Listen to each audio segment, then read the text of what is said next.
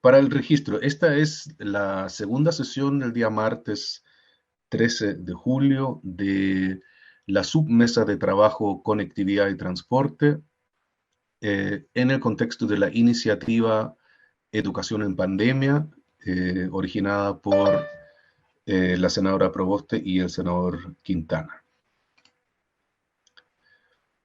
Esto es para la grabación, para que puedan identificar. Es como cuando hacen las películas, ¿no?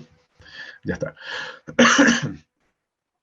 El objetivo del día de hoy es, ojalá, sigue llegando gente aquí, tengo que admitir.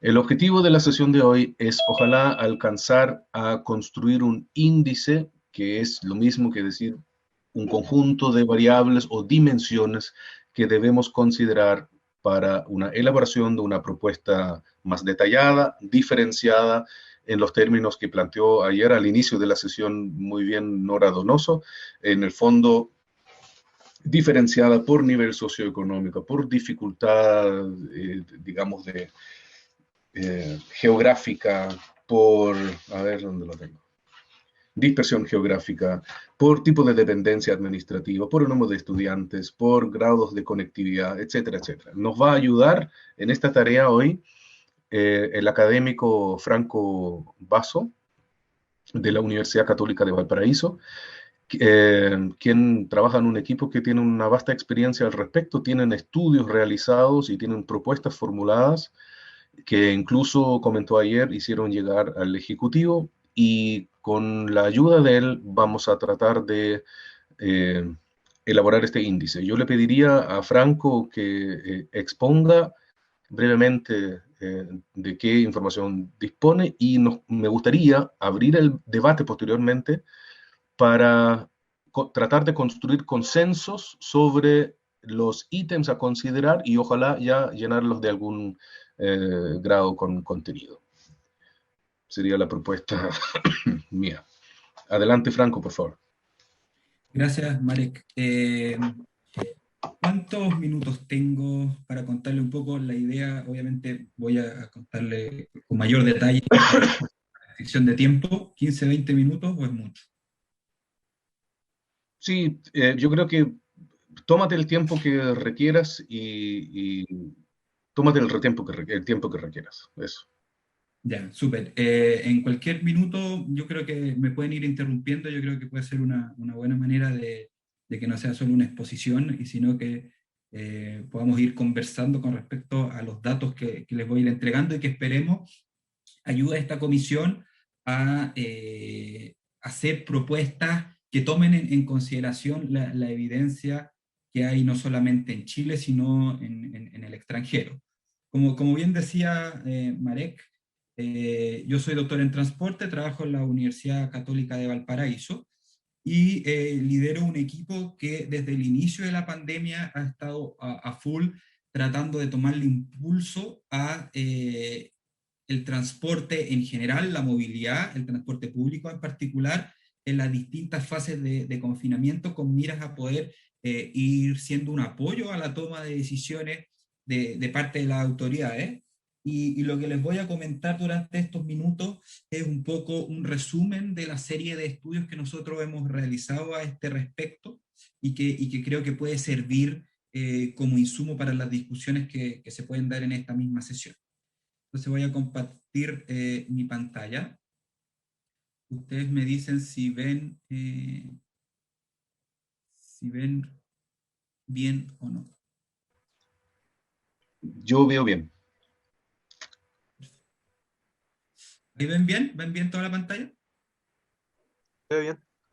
Perfecto.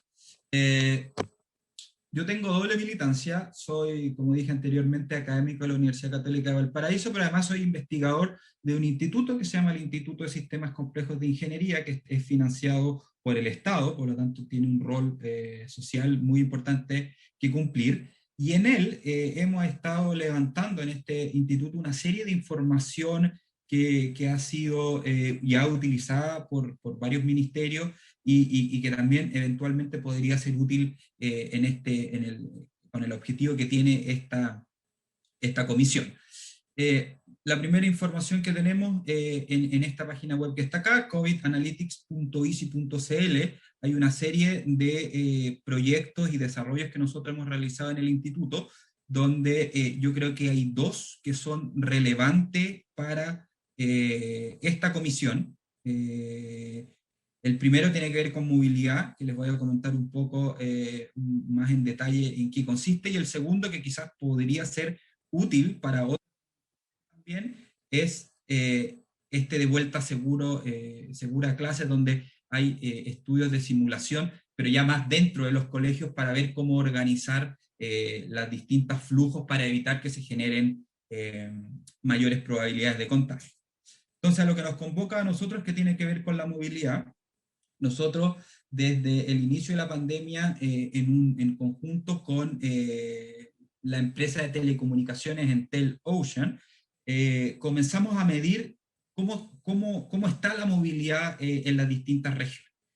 Y a partir de eso hemos ido elaborando una serie de reportes periódicos para las distintas regiones, que da cuenta de cómo las distintas medidas de confinamiento, desconfinamiento, las distintas fases del plan paso a paso han tenido impactos distintos dependiendo de una serie de factores, muchos de los cuales están relacionados a factores socioeconómicos, también obviamente comportamientos distintos en regiones y en la capital.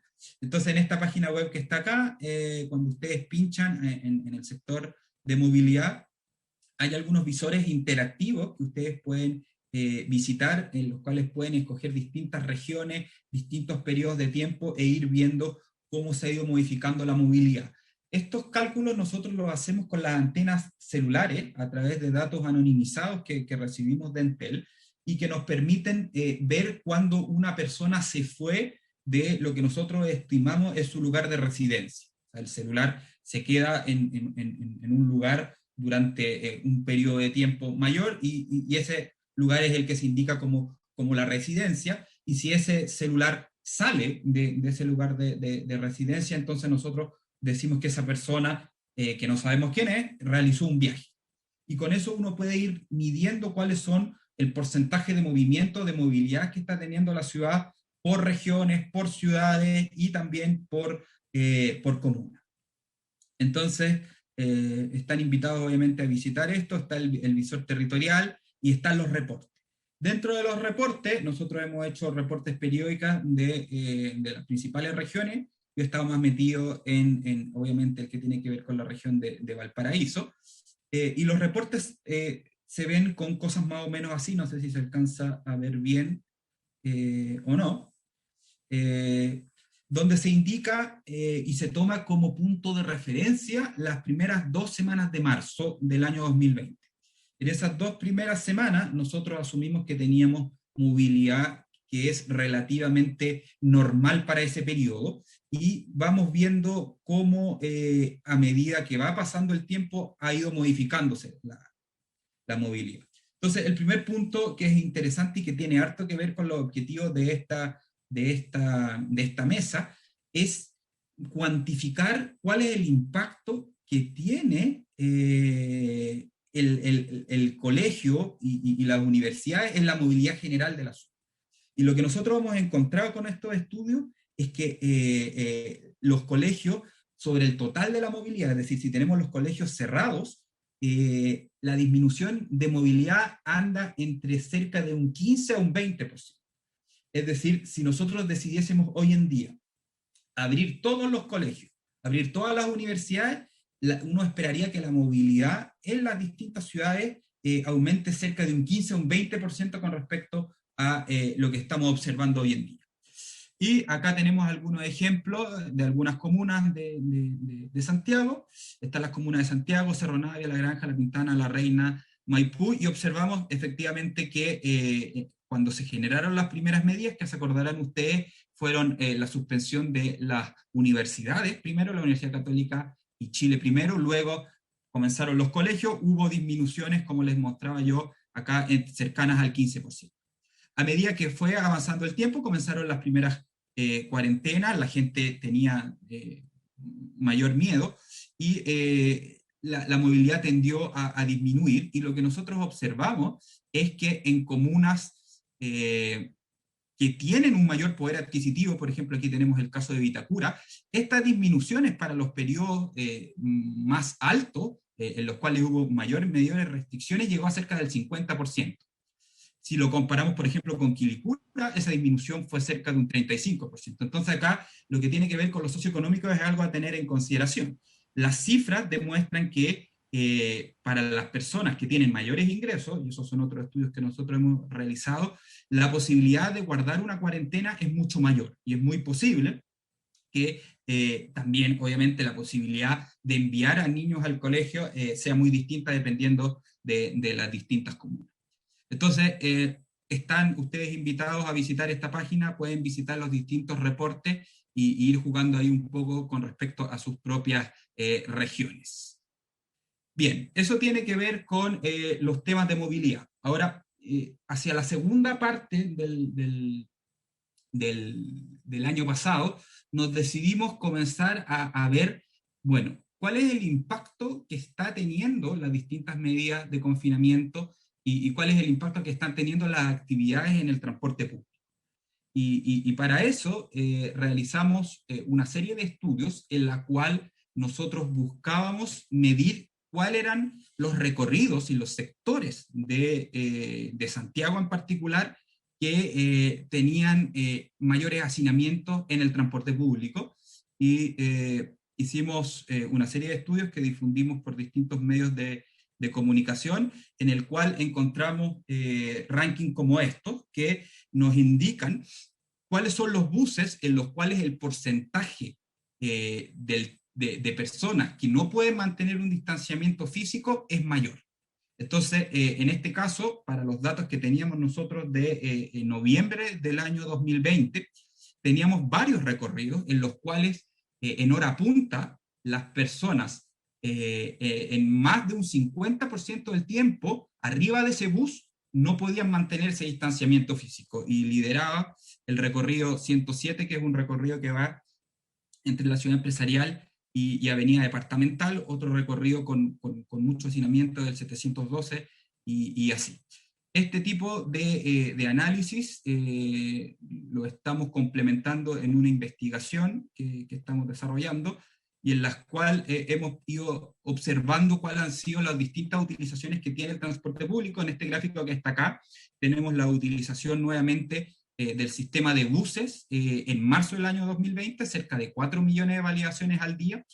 En el periodo de máximo confinamiento bajamos mucho, bajamos a 800.000, 600.000, es decir, disminuciones considerables en el uso del transporte público, pero ya en noviembre el aumento fue importante y comenzamos a subir a valores cercanos a los 2 millones.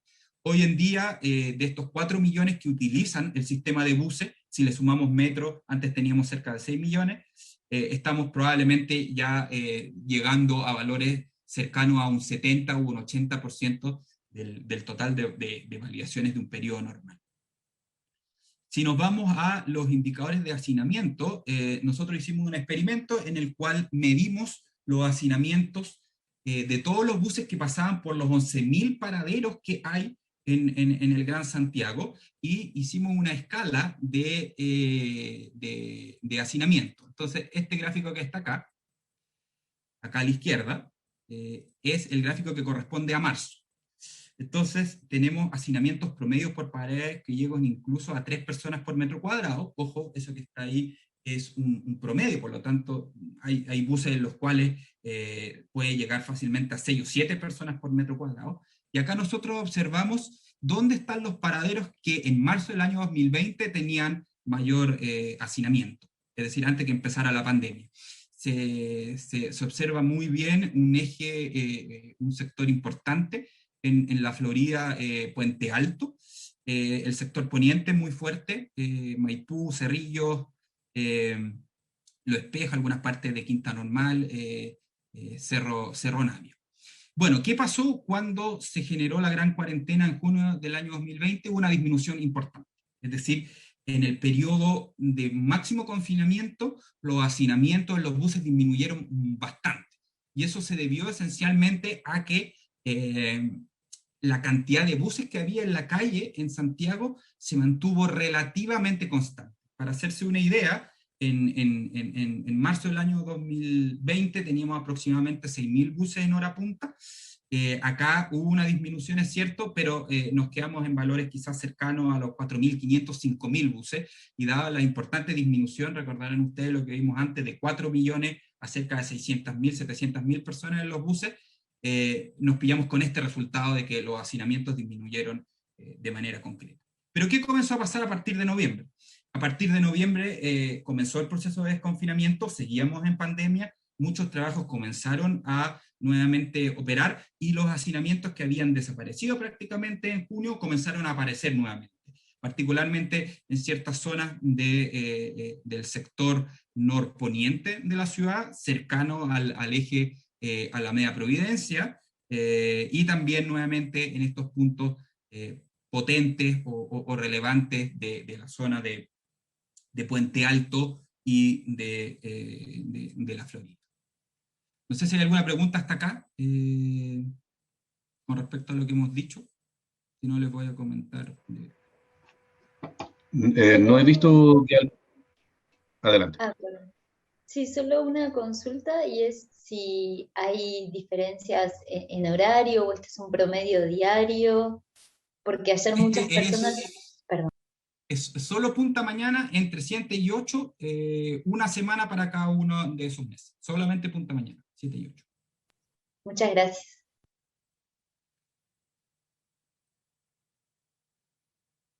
Ya, otras cosas que hemos hecho tiene que ver, y que está bastante relacionado a los riesgos de contagio, tiene que ver con determinar, este es un trabajo en curso, así que todavía no es publicado, pero les puedo comentar brevemente porque debiese estar disponible durante las próximas semanas.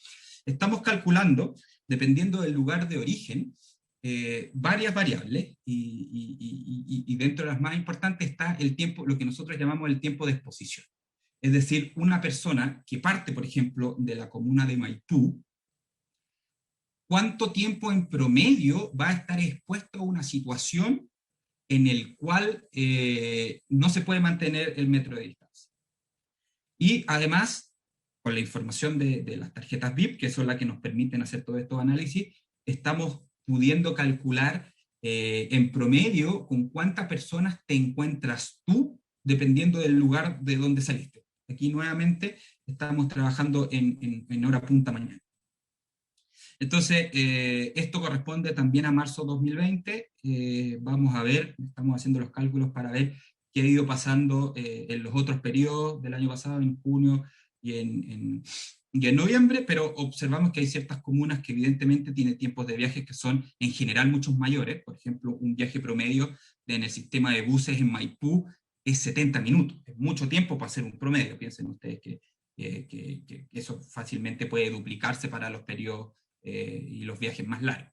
Una persona que vive en Maipú, con la ciudad funcionando, se encuentra más o menos con 72 otras personas en el sistema de bus. Entonces, en una situación de mayor contagiosidad, como la variante Delta, por ejemplo, que según algunos estudios recientes han mostrado que puede contagiar en mucho menos tiempo que en otros, si tú te encuentras con 72 personas y hay una de ellas que esté contagiada, entonces, si no hay uso correcto de mascarilla, es muy probable que haya una difuminación del virus mucho más rápida, y por eso es importante poder tomar todas las medidas que sean necesarias para poder hacer que el transporte público sea lo más seguro posible. El transporte público hoy en día es uno de los pocos lugares en los cuales se pueden congregar más de 100 personas en un espacio de 25 metros cuadrados. Piensen ustedes si hacen una fiesta, no sé si algunos de ustedes viven en algún departamento pequeño, en algún departamento estudio, o de un baño, un dormitorio. Imaginen ustedes en su estudio, en su baño, en su dormitorio, invitan a 100 personas, un carrete de 100 personas. No es lo mismo porque hay uso de mascarilla, pero 100 personas en 25 metros cuadrados. Bueno, eso es lo que está ocurriendo hoy en día, todos los días en el transporte público, y por lo tanto, como Estado no nos podemos hacer los lesos con esa situación, y por lo tanto a partir del año pasado y también durante los últimos meses, hemos estado entregando una serie de recomendaciones para poder hacer que el transporte público sea más seguro. Y esencialmente hemos apuntado en tres direcciones. La primera tiene que ver con lo que ustedes están viendo en pantalla, que para nosotros yo creo que es una de las cosas centrales. Si todos nos seguimos moviendo en los mismos horarios, no hay sistema de transporte público que logre aguantar siquiera tener medio metro de distancia. ¿Por qué? Porque los sistemas de transporte público están diseñados para funcionar con hacinamiento. En todas partes del mundo el metro de las capitales, los buses en hora punta van llenos.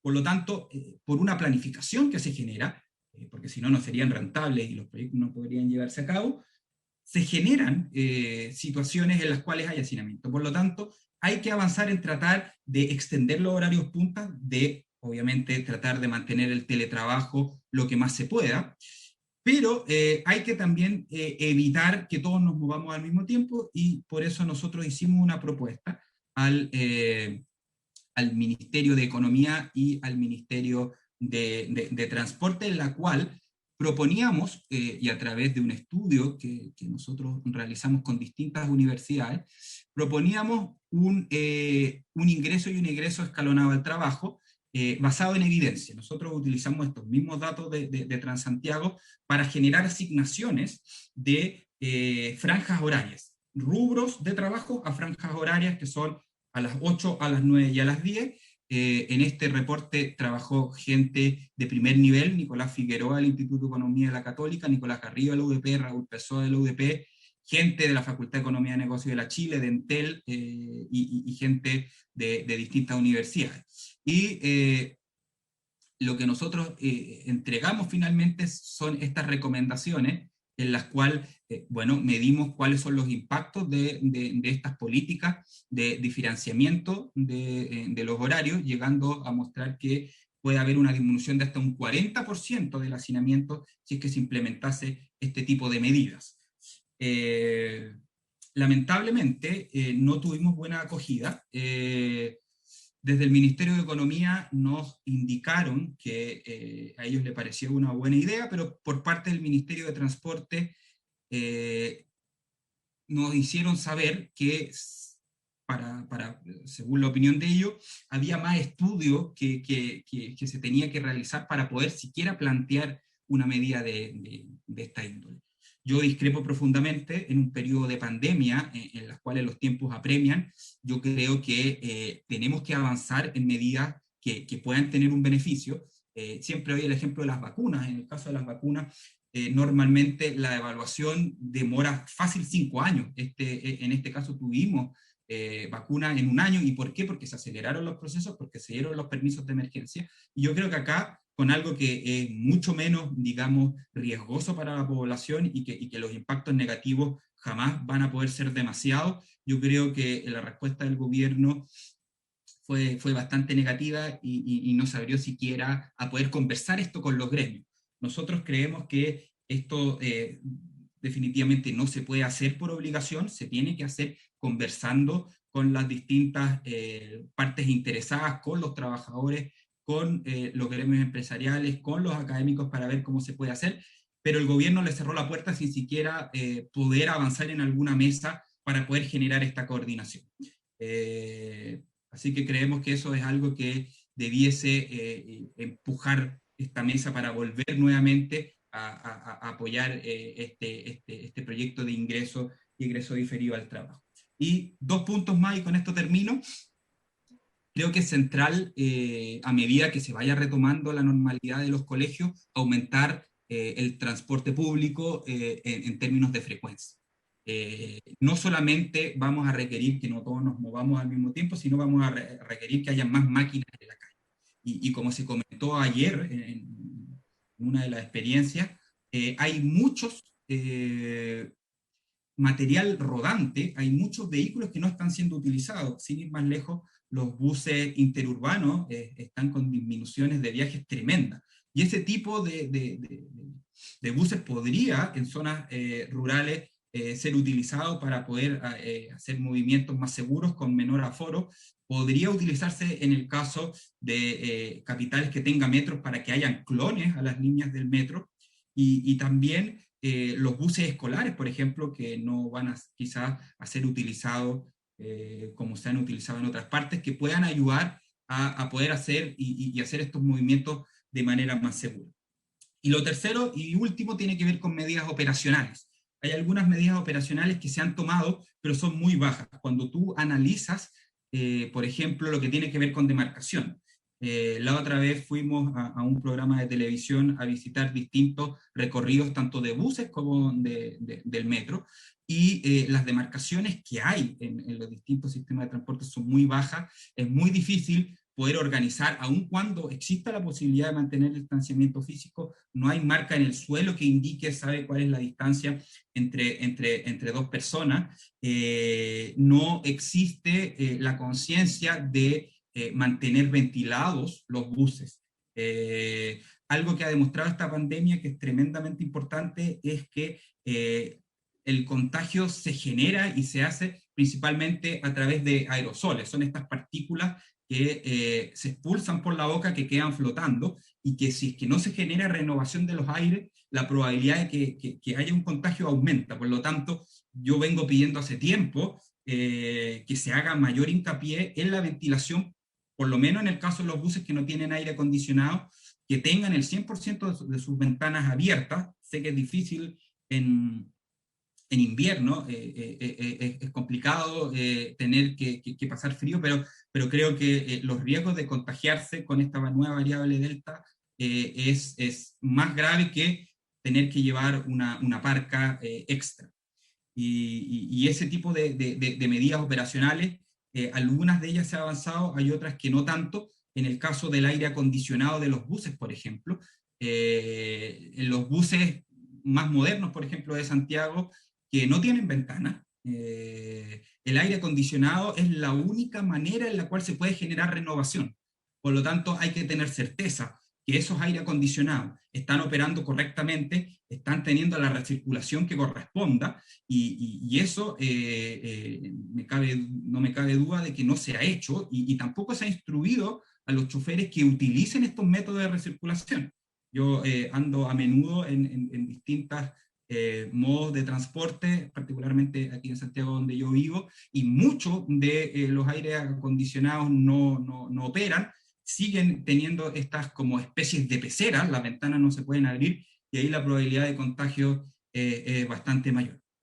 Entonces, eso es un poco lo que quería contarles. Tenemos evidencia, hemos ido generando distintas evidencias sobre cómo se mueve la gente, cuáles son los lugares de mayor hacinamiento, los lugares de mayores riesgos, y también creemos que a lo menos esas tres medidas, ingreso diferido, aumento de flota y medidas operacionales para mejorar la ventilación y las demarcaciones, entre otras cosas, son cosas que se pueden hacer y que podrían tener un impacto muy grande. Así que eso. Muchas gracias, Franco. Le quisiera dar la palabra para hacer las consultas a Víctor Badaraco y después a Juan Pablo Silva, por favor. Hola, buenas tardes a todos y todas. Solo una consulta a Franco, disculpan, por una cosa de tranquilidad mental. Todo este seguimiento por GPS, por monitorización de las tarjetas VIP y todo, ¿está informado? ¿Se le informa a los usuarios que se les está haciendo ese seguimiento? Solamente quiero ver las implicancias éticas de esta investigación, nada más, eso. Sí, bueno, lo primero que hay que clarificar es que nosotros seguimos tarjetas, no seguimos personas. En Chile y en Santiago... Disculpa, muchas de las tarjetas están asociadas a root, que están asociadas a personas, o sea, nosotros no tenemos cómo saber que la tarjeta 1, 2, 3, 4, 8, 5, 6 es de Juanito Pérez o es de... Eso no hay cómo saberlo. No hay cómo saberlo porque la tarjeta no es personal. De hecho, uno de los problemas que tenemos es que justamente una persona puede tener más de una tarjeta VIP y eso genera problemas. con respecto a eso, esta es una información que es pública, por lo tanto yo supongo que el Ministerio de Transporte, al disponibilizar esta información y al ser anónima, vio que no existe ningún tipo de problemas de confidencialidad. Como digo, para ambas cosas que nosotros medimos, que son antenas celulares y tarjetas VIP, en ninguna de las dos podemos identificar personas.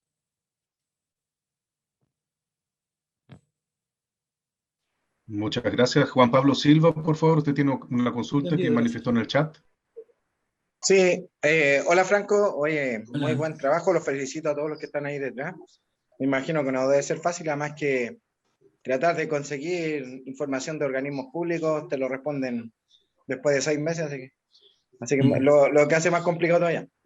Pero mi consulta es si dentro de esto se tomó en consideración los periodos y respecto a las frecuencias, porque me imagino que hay ciertas fechas en las cuales el Ministerio de Transporte, al ver menos gente salir a la calle, también pone menos buses disponibles.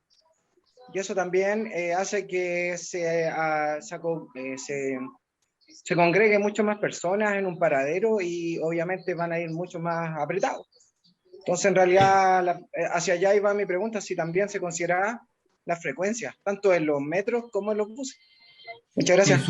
Es súper buena tu pregunta, Juan Pablo, porque el hacinamiento justamente es un trade-off entre dos variables, que es cantidad de frecuencia, es decir, cuántos buses hay en la calle, y cantidad de personas que utilizan el transporte público. Entonces, estas medidas que están acá, por ejemplo, que es lo que les comenté antes de hacinamiento, está tomando en consideración esas dos variables, porque en el fondo lo que te está diciendo acá es, por ejemplo, estos puntos rojos que están acá, es en ese paradero, los buses que pasaron entre 7 y 8 durante la semana de estudio, tenían una cierta cantidad de personas por metro cuadrado. Si es que hay mayor frecuencia, aun cuando haya la misma cantidad de demanda, ese hacinamiento va a disminuir. Por lo tanto, la respuesta es sí. En los análisis de hacinamiento se consideran ambas cosas. Cuántas personas están demandando el transporte público y cuántos buses hay en la calle. En el caso de Santiago, que es donde tenemos datos públicos que se puede acceder a ellos de manera fácil, nosotros vimos durante los periodos de cuarentena que hubo una disminución de la cantidad de buses en la calle. A pesar que nosotros pedíamos que no fuese así, hubo una disminución. De 6.000 buses llegamos a tener cerca de 4.500. Aún así, con esa disminución de buses, los hacinamientos que vimos en esos periodos de confinamiento fueron menores. Es decir, fue tanta la gente que dejó de utilizar el transporte público que aun cuando tuvimos algunos buses menos, se generó un impacto importante en la disminución del hacinamiento. Pero el problema fue que a medida que comenzó el desconfinamiento, y si nosotros hiciésemos una actualización de este mapa estaría mucho más rojo, los buses no aumentaron. Y lo que nosotros estamos pidiendo es que en aquellos sectores en los cuales tenemos evidencia científica que hay mayores hacinamientos, por ejemplo en este eje que está acá. Esto es algo, o sea, aquí Ñuñoa, Providencia, miren ustedes, hacinamientos son relativamente bajos. Pero en este sector que está acá, en algunos sectores de la Florida, en algunos sectores de la Pintana, por ejemplo, hay hacinamiento. Entonces no es cosa de llegar y poner buses en todas partes. Hay que colocar los buses en los lugares donde están esos hacinamientos y hay que tener la voluntad de poder aumentar la flota. Yo creo que algo que pudiese también ser relevante es que se tomara en consideración esta evidencia para poder aumentar la flota, pero aumentar la flota de manera inteligente. Porque todos sabemos que hay buses que van vacíos. Entonces hay que hacer reasignación de buses hacia sectores que tienen más hacinamiento y este tipo de estudios ayuda en ese sentido. Muchas gracias. Pidieron la palabra Gabriel González, Claudia Pizarro, María Esther Mejía. En este orden, por favor. Por favor, recuerden que estamos tratando de construir una propuesta para plasmarla ya en un documento. Lo que pasa es que no sabía que se pedía la palabra por el tiempo, había levantado la mano. ¿Puedo decir algo bien preciso? Bueno. No, que me llamó mucho la atención que justamente los recorridos que más hacinamiento existe son justamente las empresas en los que los rankings de frecuencia que entrega el Departamento de Transporte Público Metropolitano hay más frecuencia y cumplen más a concho los indicadores de frecuencia según los planes operacionales que existen. Entonces, creo que, como ya lo había dicho, es sumamente importante que se revisen todos esos recorridos y se haga esa reasignación de flota en relación al plano operacional y no como algo en general. Sí, totalmente de acuerdo. Gracias. Claudia Pizarro, por favor. Buenas tardes. Bueno, felicitar nuevamente a Franco Basso. Hace mucho tiempo que lo venimos siguiendo, cada una de sus intervenciones que ha hecho en torno al transporte público. Creo que es muy valiosa su participación también en esta comisión, porque nos ilustra. Solo tengo una duda y también estoy muy de acuerdo con el planteamiento que han hecho. En este estudio nosotros tenemos mucha gente que no carga su tarjeta o simplemente no paga el transporte público. Por lo tanto, hay una cifra negra que no se puede contemplar en este estudio, me imagino, ¿ya? Y lo segundo es que queda súper claro que para atacar este problema, yo también comparto y creo que lo he dicho en otras ocasiones también, una mayor frecuencia de transporte público, y la opinión de la ministra de Transporte o del gobierno ha sido disminuir la frecuencia de transporte público, y nosotros lo hemos visto en Santa Rosa. Y también estoy de acuerdo en tres horarios diferidos, separados por área. Sabemos que el comercio abre más tarde las puertas, por lo tanto debiera ser el último eslabón que entre más tarde, los trabajadores que trabajan en el comercio. No así la construcción, por ejemplo, que empieza muy temprano.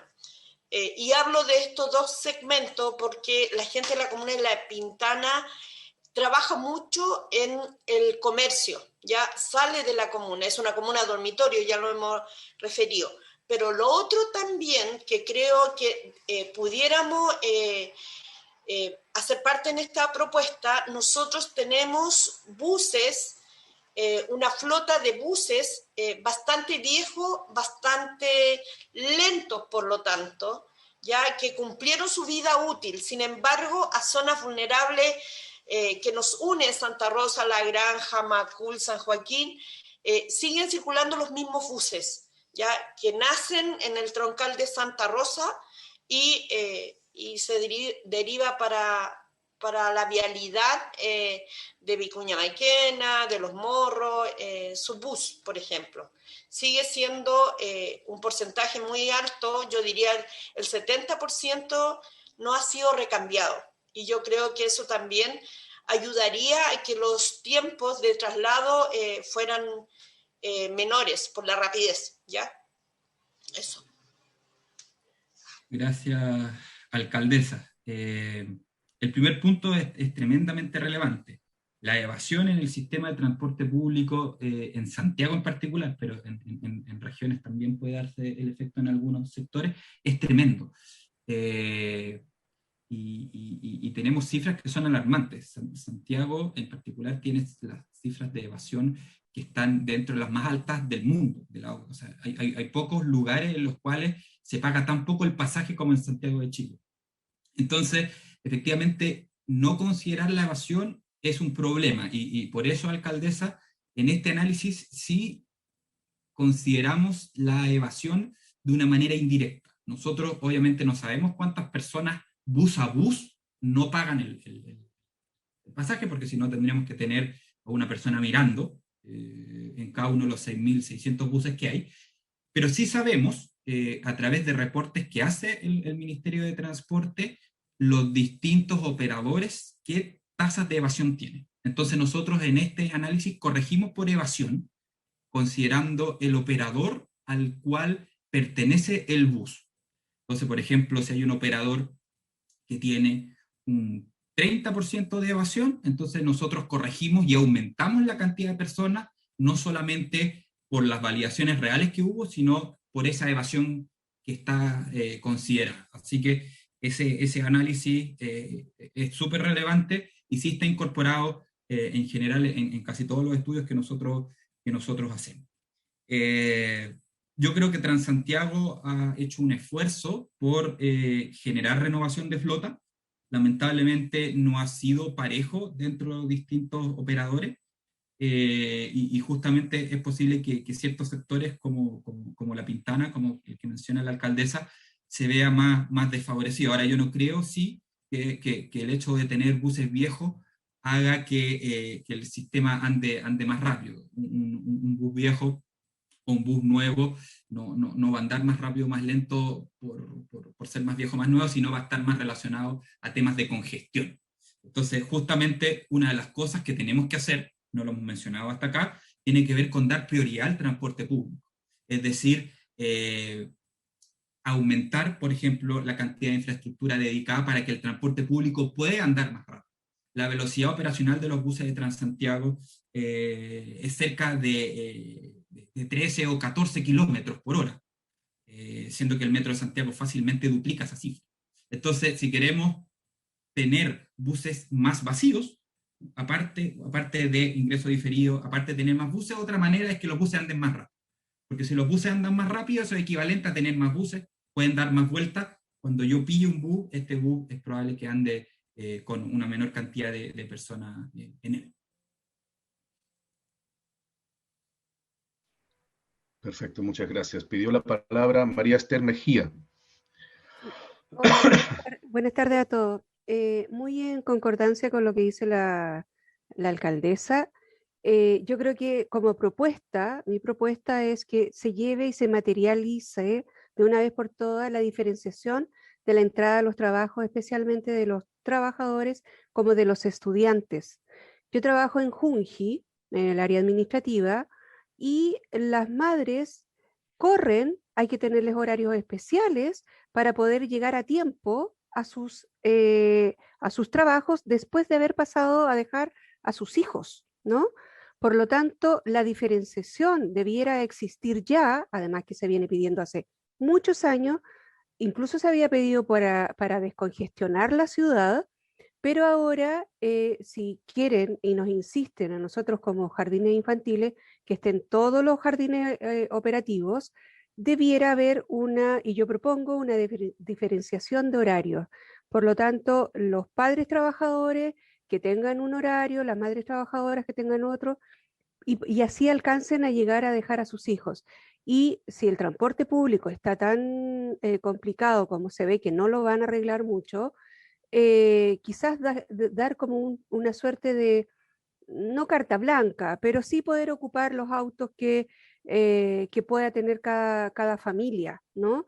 Mientras dure la pandemia, porque la idea es no colapsar las calles, es verdad, es no usar tanto transporte privado, es verdad, pero así los niños, los pequeños, las guaguas, estoy hablando hasta los 6 años, pudieran estar un poco más protegidas de lo que pudiera ser en un transporte público. Por lo tanto, esa es mi propuesta, es materializar de una vez por todas la diferenciación de horario de entrada a los colegios y a los trabajos, sobre todo de madres y padres que tienen que llevar a sus hijos a los jardines o a los colegios básicos. Eso. Gracias. Muchas gracias. Contamos con la presencia hoy de Verónica Contreras, presidenta de la Asociación de Transporte Escolar. ¿Quiere hacer uso de la palabra, Verónica? Hola Marek, buenas tardes a todos. Aclarar que nosotros somos una confederación nacional de Arica Punta Arenas. Yo antes que todo felicito la presencia de Franco en esta reunión porque Él entrega habitualmente estudios de mucha relevancia e importancia. Yo yo ayer escuché toda la reunión también y ando trabajando, soy beneficiada, en este caso bendecida, por tener un trabajo ahora de transporte de trabajadores. Nosotros hicimos la prueba en marzo de trabajar con el transporte escolar dos semanas. Y aparte esto lo quiero destacar porque es muy necesaria la vuelta a clases de los niños. Los niños estaban muy contentos, para ellos era como haber salido, no sé, a una actividad extra programática, sentían como esa misma alegría. Entonces, de que es necesario el retorno es necesario. Ahora, sí tomando todas las medidas, y ahí tomo muchos de los puntos que dijo Franco, que dijo la señora de la Junji que habló recién, en el sentido que podemos hacer las cosas distintas y hacerlas bien. No olvidar que aquí hay más de 26.000 transportes escolares en todo el país, repartidos en las zonas más increíbles. Por lo tanto, se puede solucionar un problema de conectividad. Con los niños se podría llegar a un subsidio para que todos los niños pudiesen tomar el transporte escolar y así evitar al adulto acompañante, que es el que también tiende a ocupar el transporte público al tener que ir a dejar a los niños pequeños. Los niños que van en transporte escolar son niños que solos no pueden llegar al colegio, tienen que ir acompañados de un adulto. Por lo tanto, si aquí se sacara, por ejemplo, de la ley CEP, un subsidio para que todos los niños del colegio pudiesen llegar en transporte escolar, ayudaríamos a descongestionar el transporte público y a su vez a evitar contagios, porque esos niños y esos adultos no andarían exponiéndose en el transporte, a pesar que se dice que no se ha comprobado que el transporte público sea un vector de contagio, pero sí ayudaría a que ese niño hiciese un trayecto desde su casa al colegio o al jardín y viceversa, sin posibilidad de contagio con nadie más. La experiencia nuestra con los colegios fue buena en el sentido que hubo implementación de todas las medidas de seguridad. Nosotros hicimos nuestro protocolo, pudimos adjudicarnos un proyecto Cercotec que nos permitió darle a todos nuestros asociados en los kits sanitarios, pero eso también llega al momento en que muchos colegas no lo tuvieron porque no son asociados. Por lo tanto, creo que si se contempla acá subsidiar el tema de los kits sanitarios y del transporte, al menos en una primera etapa, tendríamos un tremendo punto avanzado para dar seguridad. Yo ayer también escuchaba a la señora Darí, que tienen problemas los profesores para llegar a los colegios rurales, ellos también podrían ser incluidos en el transporte escolar. También podrían pasarlos a buscar un transporte escolar y así ellos no toman transporte público. Y en la diferenciación de horarios también coincido, sería hace años en realidad que uno ve que es una medida necesaria para que no nos topemos todos en esta selva que se produce en las 7 y las 8:30 de la mañana en todas las ciudades de Chile, que realmente uno se enfrenta a una selva de gente queriendo llegar a tiempo. Evitaríamos tantas cosas si eso sucediera. Los papás que, como decía la señora de la Junji recién, que tienen que pasar a dejar a la carrera a sus hijos, si se les subsidian un transporte escolar, no va a tener necesidad. Nosotros muchas veces tenemos las llaves de las casas de esos niños, porque tomamos al niño, cerramos la puerta y en la tarde ya llega la mamá y lo deja. Estamos hablando de niños ya un poquito más grandes, de segundo básico para arriba, pero en el caso de los niñitos que son de sala cuna, la mamá lo puede entregar y se va directo a trabajar y se olvida del bebé que va a llegar en óptimas condiciones a su sala cuna.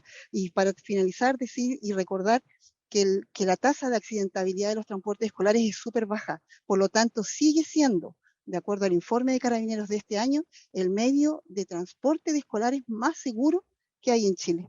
Así es que no olvidarse de este medio. Y ahora que se está dando que muchas empresas les tomaron transporte a sus trabajadores, quizás ese sistema debiese seguir que la empresa que pueda, por último, descontándole algo quizás a su trabajador, pueda tomarle un transporte especial. Hay trabajadores que salen 2 horas antes desde su casa para llegar al trabajo. Y eso podría evitarse que ande una persona exponiéndose a un contagio 2 horas en un medio de locomoción. Ese sería mi aporte y agradecer la invitación, Marc. Muchas gracias, Verónica. Estoy tomando nota, está todo registrado. Le voy a ofrecer la palabra a Carlos Melo, ex subsecretario de Transporte, posteriormente Nora Donoso, Esther Morales, Víctor Badaraco y Joel Moya. Carlos Melo. Ahí sí. Ahí ¿Lo sí escuchamos? Sí. Hola, Se ¿cómo están? escucha. Muy buenas tardes. Primero, darle las gracias a Franco por su presentación. Franco, hemos discutido estos temas largamente, así que muchas gracias por lo interesante de la presentación que hizo. Yo, recogiendo los planteamientos de Franco, recogiendo la evidencia que uno lee y pensando en que hoy día lo que nos convoca es la búsqueda del retorno a clases, creo que hay dos elementos súper relevantes a destacar y que son de fácil o de más sencilla aplicación, quizás que cuando uno lo ve desde el otro lado, desde el lado de un sistema de transporte público pensado en los adultos. Creo que el tema de los horarios es un tema clave, porque a diferencia del horario diferido de entrada a los trabajos, donde Franco lo ha dicho, pues él se encontró frente a su propuesta con una barrera de la autoridad, pensando en que también la autoridad, hay una cierta discusión respecto a las atribuciones que tiene o no para fijar horarios de entrada a los diferentes, llamémoslo así, tipos de actividades económicas, hay toda una discusión, pero en el caso de los colegios eso no pasa. En el caso de las instancias de educación eso no pasa. Las instancias de educación, existen instancias donde podría eventualmente regularse de mejor forma el acceso al horario de entrada y salida de los colegios. Entonces yo creo que ahí hay un punto que hay que sugerir. Obviamente, hay una restricción asociada con lo que decía recién la presidenta de la Confederación del Transporte Escolar, ¿no es cierto? Que no todos los niños, niñas y adolescentes pueden moverse solos y por lo tanto dependen de un adulto para trasladarse a su establecimiento educacional. Y ahí hay que buscar una concordancia entre los dos horarios, eso produce ciertas dificultades. Pero yo creo que, por ejemplo, en el segmento de la educación media, es perfectamente posible pensar en un horario de entrada diferido, que quizás en una jornada más comprimida garantice la presencialidad, pero descomprimiendo o no exponiendo a esos niños, niñas y adolescentes al transporte público. Ahí yo creo que hay un punto clave donde el tema del horario se podría aplicar con una mayor facilidad. Cuando uno analiza, lamentablemente, y esto es un gran déficit de nuestro sistema, nosotros tenemos mucha información y muchos datos respecto al comportamiento de la gente en el sistema de transporte público de forma agregada para Santiago. Cuando uno mira los datos para Santiago, más o menos el 28% de las validaciones en temporada normal son de estudiantes universitarios, media y básica, séptimo y octavo. Y cuando uno solamente se fija en el segmento de séptimo y octavo, es aproximadamente entre un 6 y un 8%. ¿Ya? Entonces, el grupo grande que se mueve en transporte público, pagando, ¿ya? Porque obviamente los de sexto hacia abajo pueden subirse incluso sin pagar, pero los que se mueven pagando, el segmento grande perfectamente podría moverse en horarios diferidos. ¿Ya? Entonces, coordinar con universidades, con colegios particulares en algunos casos y con la educación pública, el posible ingreso diferido de los liceos desde séptimo hacia arriba, yo creo que es una propuesta que debiese salir. Obviamente, como decían recién, coordinando el tema de la delincuencia, yo estoy pensando en una jornada más comprimida, más que en desfasarla, porque obviamente eso implicaría en regresos más tarde en la noche y todo eso. Yo creo que ahí hay un punto fundamental. El otro punto clave es el punto de la oferta que Franco planteó y que varios han planteado. Yo creo que hoy día existen experiencias en áreas rurales donde el Estado ha subsidiado el transporte escolar, ¿ya? En zonas rurales, en escuelas rurales, el Estado hoy día subsidia servicios de transporte escolar que pasan a recoger a los escolares a sus domicilios y los llevan a sus colegios para evitar grandes distancias de caminata o cuando hay dificultades de accesibilidad. Yo creo que esa experiencia es una experiencia pensando en este tipo de flota que se señaló que hoy día no tenía uso, buses interurbanos, por ejemplo. Perfectamente el Estado podría desarrollar un programa para mover a los escolares de forma segura, a través de algún tipo de servicio subsidiado, especial para los escolares. Yo creo que ahí hay otra propuesta contundente que podría realizarse, sobre todo asociado a la educación pública. La educación pública podría contar con algún tipo de servicio especial que garantice de cierta forma a los padres y madres que sus hijos no se van a exponer en el transporte público. Y un tercer punto que quizás puede ser obviamente de más difícil aplicación, pero yo creo que en algunos casos, en algunos lugares y en algunas comunas podría tener algún efecto, es el tema de promover la movilidad cuando sea posible, y en esto no quiero que me malinterprete, porque a veces cuando uno habla de este tipo de soluciones, obviamente hay casos donde no es posible, y es perfectamente así, pero sí asegurar entornos seguros a los colegios para que los escolares puedan acercarse, los que vivan en el entorno de los colegios, de forma segura a los colegios, sin utilizar ni el transporte público ni el transporte privado, caminando o de otra forma. Seguramente hoy día hay muchos padres que no ven esa posibilidad como factible por condiciones de seguridad, de delincuencia, por condiciones de seguridad vial, porque hay que cruzar calles peligrosas, porque el tránsito en el camino de la casa al colegio es un riesgo. Y yo creo que desarrollar algún programa en ese sentido también facilitaría que un grupo de escolares pueda moverse de forma más segura ocupando estos medios de transporte que tienen bajo riesgo al contagio.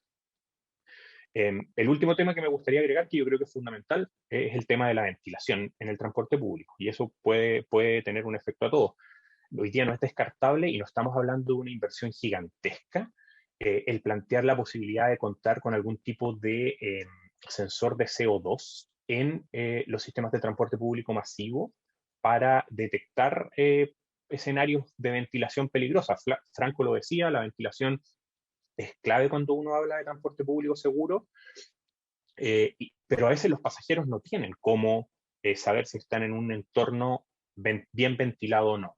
Y hay experiencias ya de algunos sistemas de transporte público masivo en metro o en buses que están instalando sensores de CO2 que informan con pequeñas pantallitas a la gente, a la población que usa ese sistema, cuando las condiciones son seguras y cuando no. Yo creo que eso también podría ser un instrumento útil para garantizar cierta seguridad, pensando en el nicho de los niños, niñas y adolescentes. Y aquí quizás lo último que quiero agregar es que lamentablemente en este grupo es el grupo en que tenemos menos información. Pues hay pasajeros, no todos ocupan tarjeta VIP, hasta los que se muevan en transporte público hasta sexto básico no ocupan tarjeta VIP. No todos tienen celulares. Franco nos mostró un tremendo análisis que hicieron en el centro ISI, en el Instituto de Sistemas Complejos de Ingeniería, en base a la información de los celulares. En el grupo de los niños, niñas y adolescentes, el uso de los celulares obviamente es más limitado que en el resto de la población. Entonces también ahí hay otro punto, que no sabemos bien cómo se mueve. Y quien mejor lo sabe a veces es la misma comunidad escolar. Los colegios saben bien dónde viven sus estudiantes y ellos pueden tener información importante de cómo hacer su viaje seguro. Entonces yo creo que ahí también hay que hacer un trabajo bien importante de que el Estado de cierta forma esté disponible para apoyar a cada comunidad escolar en la solución que a esa comunidad escolar le sea la solución óptima a implementar o mejor a implementar para que sus estudiantes puedan acercarse al establecimiento de forma segura. Eso me parece un súper buen aporte y gracias felicito a todos los que están participando, porque la verdad es muy esperanzador ver un grupo tan diverso y variopinto conversando de este tema. Así que, gracias.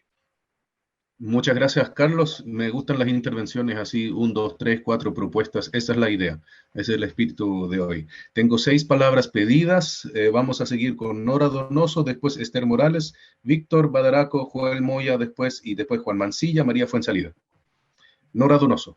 Gracias, Marek. Yo voy a ser bastante más breve porque comparto absolutamente la propuesta y lo que se refirió anteriormente María Esther Mejía, Verónica Contreras y Carlos Melo, que iba a decir más o menos las mismas cosas, ¿no? Pero sí quería preguntar si es que existe algún estudio a Franco y a quien sepa en realidad sobre lo que ocurre en regiones, porque en general tenemos la idea, ¿cierto?, de la metrópoli grande, pero no tenemos siempre mucha información respecto de lo que ocurre, por ejemplo, a nivel regional, con estos traslados interurbanos que a veces tienen que realizar también los propios estudiantes y docentes, ¿cierto? Si si nos referimos específicamente al sector educación. Entonces quería preguntar eso nada más y el resto, por supuesto, reforzar las ideas que ya han salido acá, que yo creo que ya van formulando una propuesta bastante concreta, ¿no? Eso. Muchas gracias, Nora. Tiene la palabra Esther Morales. ¿Le contestamos o no? Disculpa, Sí. Franco. Adelante, por supuesto. Bueno, uno de los problemas que tenemos justamente en Chile tiene que ver con la diferencia abismante que tenemos en los sistemas de transporte público en Santiago y regiones. En Santiago, por mucho que nos chaqueteen el Transantiago o la ahora red metropolitana de movilidad, estamos cercanos a un sistema de primer mundo, de Europa. Cuando nos vamos a regiones, incluso a capitales regionales, Valparaíso, Concepción, la que sea, estamos más cercanos al concierto latinoamericano. Y eso hace que la información disponible que hay para Santiago es diametralmente opuesta a la que existe en regiones. Y en regiones muchas veces simplemente no hay información. ¿Por qué? Porque gran parte de la información que nosotros recabamos para los datos que dieron lugar a los estudios que yo mostré, se obtuvieron a través de sistemas de información, particularmente la tarjeta VIP, los datos GPS de los buses. Y en regiones todavía estamos con los boletos cortados. Entonces, la verdad es que en regiones hay muy poca información. Y con suerte pudiésemos tener esta información agregada de cuántas boletos se cortaron anualmente o mensualmente, pero la granularidad hace que estudios desagregados, por lo menos como los que hicimos aquí en Santiago, sean casi imposibles de replicar en otras regiones.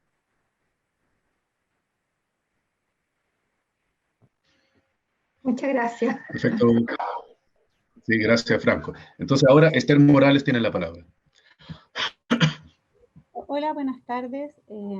Bueno, yo estoy representando un poco a los padres y yo le había justamente consultado a Franco acerca de si este estudio del que estaba hablando él se había hecho también en regiones. Yo soy de la región de Los Ríos, no sé si alguien más de los que esté aquí será esta misma región, es una región pequeña, siendo Valdivia, ¿cierto?, la ciudad más grande, donde hay más movilidad, y luego La Unión.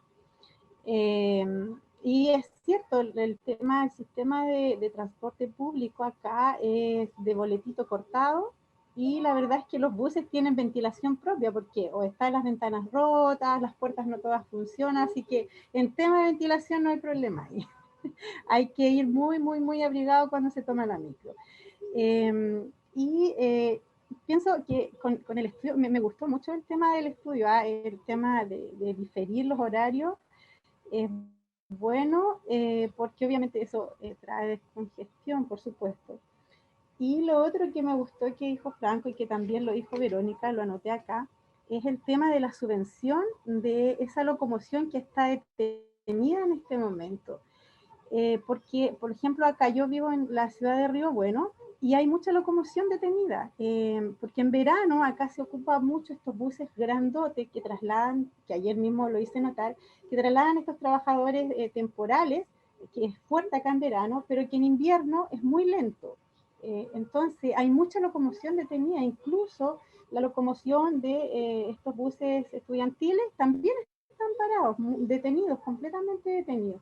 Y eso creo que es muy importante tomarlo porque, a ver, la presencialidad, yo creo que todos, con excepción de algunos, creemos que es muy importante en este momento para los que llevan más de un año sin ir al colegio, ¿cierto? Llevamos un año y medio ya, pensando desde el año pasado. Entonces ya se está volviendo caóticos en algunos casos, en familias donde ya la violencia ha destapado las casas porque los padres no hayan cómo enseñar a los niños. Entonces, más encima el tema de la conexión a internet mala. Entonces, partir por ahí, partir por esa propuesta que a lo mejor no es algo que no sea posible ahora en el corto plazo. Partir de las municipalidades, porque cada municipalidad conoce su comuna y sabe qué es lo que se está moviendo y lo que no se está moviendo.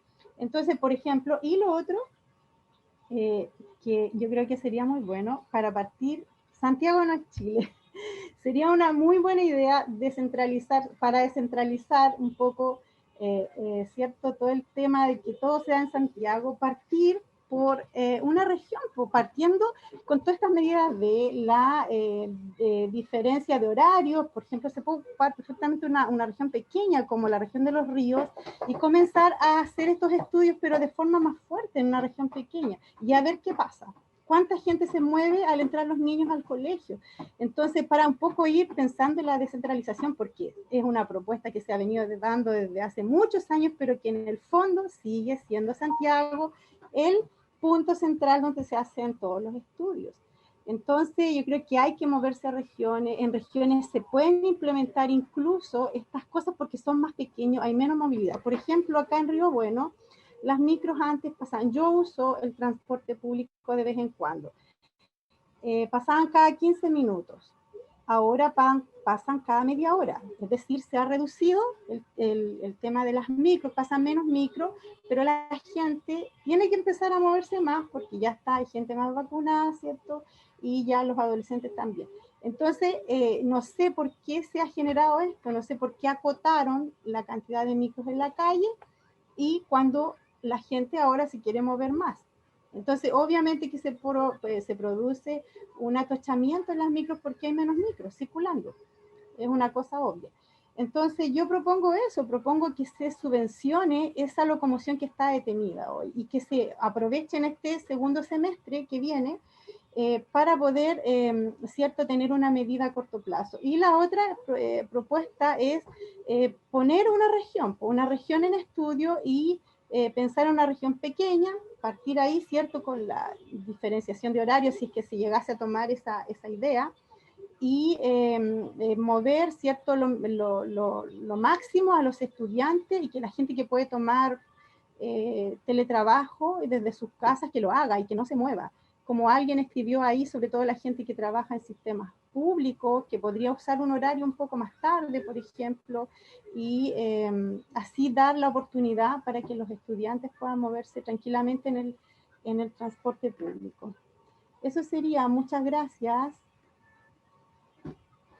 Muchas gracias, Esther. También gracias por ser concretas con las propuestas. A todos registrados. La siguiente palabra es para Víctor Badaraco, después Joel Moya.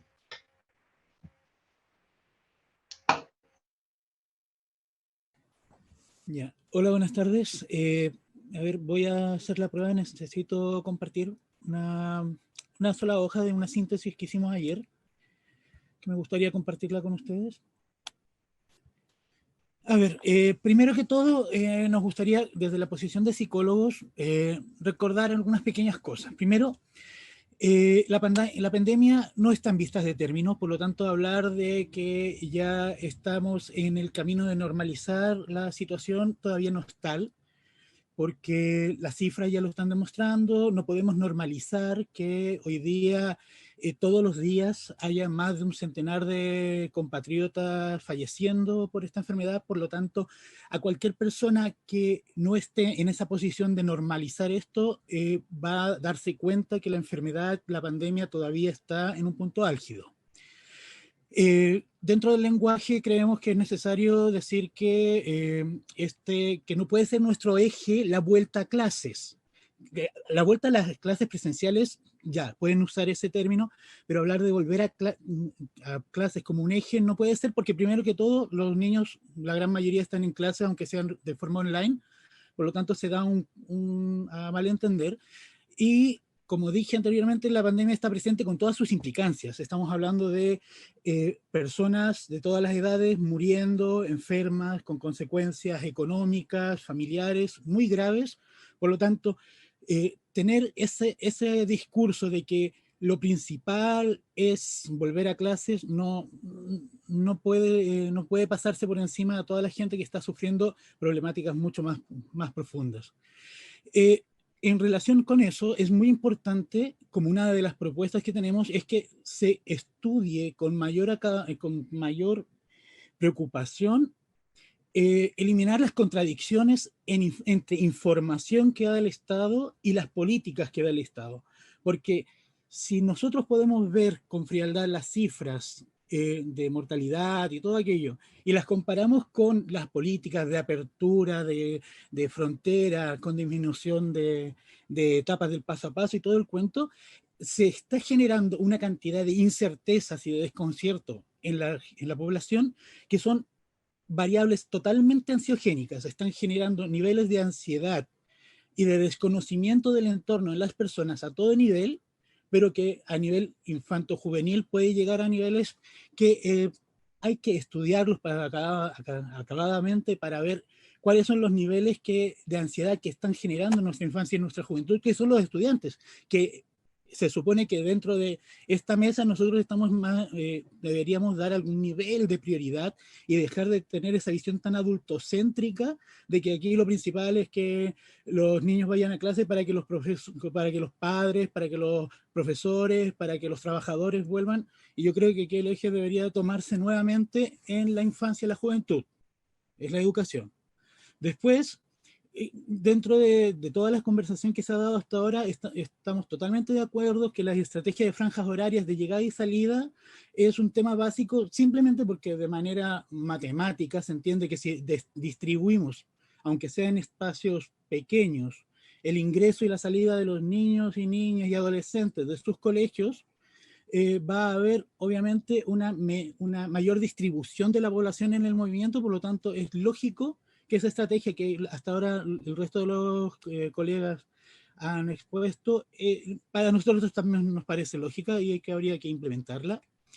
Y por último, como ingreso, que tenemos que tener en cuenta que las problemáticas que trata esta mesa es transporte y conectividad, y es necesario que las analicemos como puestos complementarios, porque a la medida que se solucionen las problemáticas de transporte, las problemáticas de conectividad van a ser más fáciles de atacar, porque teóricamente si los niños van a volver al colegio y van a tener mecanismos sanos y seguros, la conectividad va a poder trabajar de una forma más sencilla y al revés también. Si no pueden volver y los mecanismos de transporte no son lo suficientemente seguros, ahí va a haber que ponerle un mayor énfasis a la conectividad. Por lo tanto, y me refiero a un comentario que surgió, no me acuerdo si ayer, que no se entendía la conexión de estas dos áreas.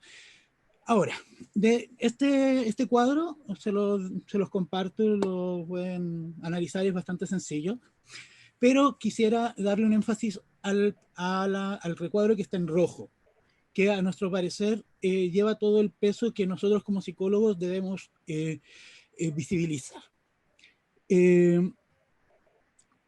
Cuando nosotros tenemos, como ya comenté, información contrapuesta, intereses contrapuestos, posiciones que se empiezan a dejar de lado, vuelvo al punto, la conversación tiende a ser muy adultocéntrica porque todos somos adultos, incluso los jóvenes que nos acompañan, que son creo recordar, de tercero o cuarto medio del Instituto Nacional, también entran en esta dinámica de conversar con las mismas variables que presentan el resto de los adultos.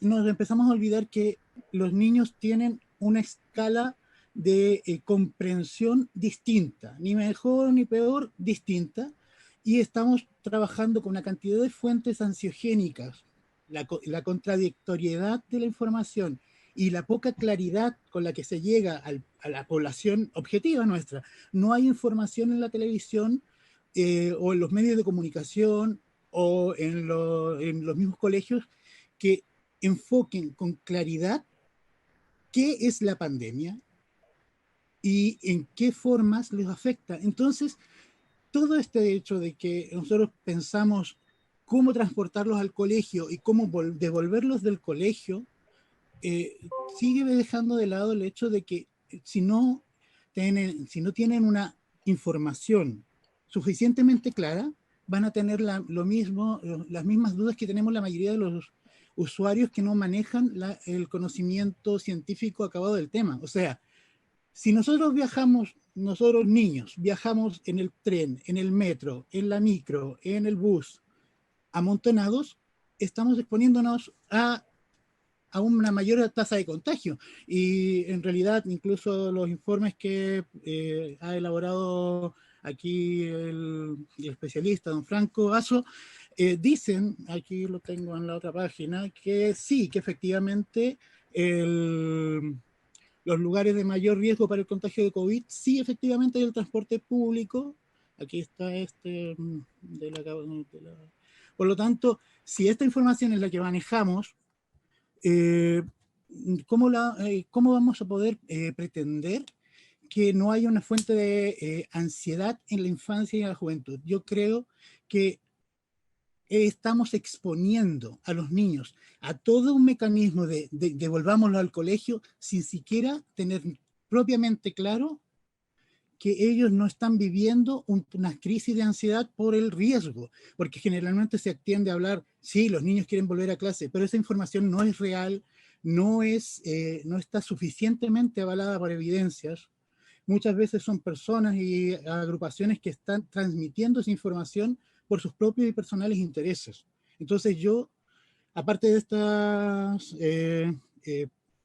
propuestas que dejo aquí al conocimiento de ustedes, yo creo que lo importante y lo central aquí sería hacer un verdadero catastro acerca de cuáles son los verdaderos intereses y cuál es la posición de los niños y las niñas y los adolescentes. Yo llamo a que se haga ese estudio. Nada más. Muchas gracias, Víctor. Gracias también por adelantar trabajo en su equipo de profesionales. Yo hice un pantallazo del gráfico que nos presentó, va a estar considerado. Muchas gracias. Gracias. Le ofrezco la palabra a Joel Moya, ahora después Juan Mancilla, María Fuenzalida. Buenas tardes ya, casi noche. Joel Moya de la mesa autoconvocada Atacama. Quiero plantear justamente a propósito de lo que planteó el señor Melo en una de sus propuestas. Tiene que ver justamente con el punto 2 que planteó él, y se refiere a la realidad del transporte, pensando en el supuesto regreso a clase. Tiene que ver en la realidad del transporte rural de los colegios que dependen de los servicios de educación pública.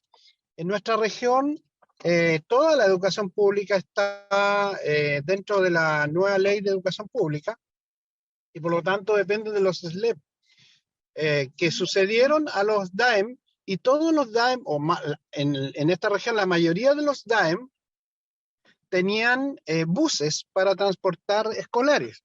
Y obviamente ahora estos dos servicios asumieron esa función. La pregunta, bueno, y la situación es problemática, no es menor. Por ejemplo, en el Valle del Huasco, en el Valle de Copiapó, el interior, estos buses están, buses que antes eran de la Municipalidad de Tierra Amarilla, los otros de Alto del Carmen o de Freirina. Existen este transporte, pero ¿cuál es el problema? Que hay un tema que tiene que ver con que estos buses, cuando transportaban en condiciones, comillas, normales, iban llenos, porque transportaban a los escolares desde los domicilios rurales, apartados, hasta los colegios. Por tanto, hoy día, si se pretende establecer el mismo sistema de transporte de los SLEP, yo entiendo que no se podría hacer. Ahora, por otro lado, siempre está el tema presupuestario. Entonces, es posible que en una etapa en que las condiciones se den para el regreso, haya un tipo de subvención especial para los sostenedores, en este caso para los SLEP, en relación a poder crear la posibilidad de tener un segundo bus, por ejemplo. Porque obviamente las condiciones que están, los SLEP no tienen presupuesto y van a transportar a los niños en la misma forma que lo hacían antes. Entonces, eso a mí me llama a la preocupación. Y por lo tanto, y eso no está dentro del presupuesto de los SLEP, apenas van a comprar alcohol y un par de cosas más, mascarilla y eso. Entonces, yo creo que es algo que debiera estudiarse para efectivamente dar algo de seguridad a los estudiantes en su regreso a clase. Muchas gracias. Está anotada la propuesta. Tiene la palabra Juan Mancilla, por favor. Sí, buenas tardes a cada una y a cada uno de ustedes. Yo represento, como les decía ayer, al Consejo Nacional de Decanos de Educación. Algunas observaciones muy puntuales. Primero, insistir en que aquí hay que considerar a la educación superior, porque después va a ser un tema de cómo vuelven los estudiantes de la educación superior, que es una enorme población flotante, ¿ya? Y entonces nosotros consideramos el sistema escolar desde la prebásica hasta la educación superior. En estos momentos la educación superior no está siendo analizada. Ese es un tema que igual yo creo que hay que subrayarlo, ¿ya? Sobre todo en una ansiedad tremenda. Y ahí el colega que habló hace un momento del área de psicología podrá decirlo igual, sobre todo los estudiantes de primer año y segundo año. Ahí hay un tema de que las universidades están organizándose para generarle espacio. Pero bueno, ese es un tema. Lo otro es que aquí nosotros tenemos una oportunidad, yo insisto en eso, en que hay soluciones, propuestas, soluciones de urgentes, de corto plazo, ¿verdad? De mediano plazo y de largo plazo. Es decir, creo que también hay que revisar, y ahí Franco yo creo que tiene mucha experiencia en esto, propuestas de mediano y largo plazo, ¿ya? Para no pensar solamente en buses, ¿ya? Porque la gente piensa en buses solamente, en su representatividad. Ya yo creo que ahí hay un tema importante a considerar. Lo otro, yo creo que Santiago de Chile es una realidad. Yo le hablo desde Temuco. Esa parte es una realidad aparte, ¿ya? Y otra realidad tiene que ver con lo que ocurre, como se decía, en otros lugares del país, sin, digamos, dejar de lado otros lugares también donde se va a la escuela caminando. Estoy pensando en Aysén, en algunos lugares de Magallanes, etc. Pero aquí también tienen que haber algunos principios a la base. Una cuestión son todas las propuestas que tienen un régimen más práctico, operativo, pero hay principios que tienen que estar a la base y que el Ministerio de Educación debe comprender. Flexibilidad, complejidad. Complejidad quiere decir, ¿verdad?, lo que está tejido todo junto. ¿Qué significa eso? Que la asistencia tiene que ser libre. O sea, la asistencia no puede ser obligatoria. La obligatoriedad de la asistencia, y creo que en el mediano plazo. La subvención no puede estar amarrada de esa obligatoriedad, y ahí se genera un modelo de educación que es mucho más complejo. Otro principio, el de equidad y justicia. Hoy día los que están yendo a la escuela, habría que ver, por lo menos en algunas ciudades, son aquellos niños cuyos padres tienen autos que los van a dejar a clase. Principalmente la mayor presencialidad, y eso hay que revisarlo, está en el sector privado. Y en particular subvencionado, y no en el sistema público. Es decir, aquí en Temuco, por ejemplo, el colegio alemán, el Greenhouse, el colegio La Salle, los niños están yendo a clases. El colegio Pablo Neruda, que es el liceo público, nadie va a clases. Porque son colegios rurales, son estudiantes rurales en colegios urbanos. Y eso pasa en muchas ciudades de regiones. Son estudiantes rurales en colegios urbanos, entonces no hay que pensar en la movilidad solamente al interior de la ciudad. Es decir, vienen de sectores, qué sé yo, de Cunco, de Melipeuco, y ahí hay esa es otra realidad. Por lo tanto, creo que ahí hay un tema muy relevante de poder establecer en nuestra propuesta, yo insisto en eso, que sea diferenciada, que no tenga los mismos incluso momentos de aplicación, y que se concentre, yo creo, la mayor atención en aquellos espacios donde hay mayor densidad y confluencia urbana. Esto desafía también a la arquitectura. Eso yo creo que los colegios no pueden tener una sola puerta. Yo creo que desafía otro modelo arquitectónico de accesos. Y también pensemos en el acceso universal para aquellas personas que tienen movilidad reducida. Entonces yo creo que hay aquí desafíos arquitectónicos y también desafíos importantes de poder considerar la movilidad o el transporte, perdón, no solamente en los espacios urbanos, sino que también en esta situación de movilidad intermedia. Otro asunto es lo que pasa en el mundo rural, en las escuelas multigrado, que tal vez yo creo en algunos casos no hay tanta dificultad, pero también creo que lo que surge de acá también se realiza en una clave intercultural, porque por lo menos hay regiones, como en esta, que cuando se dijo, quédate en casa, en el mundo mapuche, lafkenche, qué sé yo, o pehuenche, no, la casa no existe como concepto, por lo tanto, no se quedaban en casa, ¿entienden?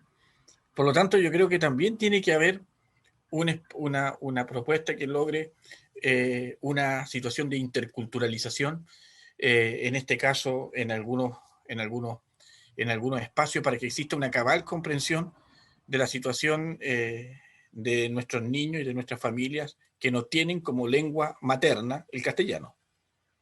Por lo menos en esta región, donde el 44% de la población no es, digamos, de ascendencia chilena, se tiene que también considerar aquello.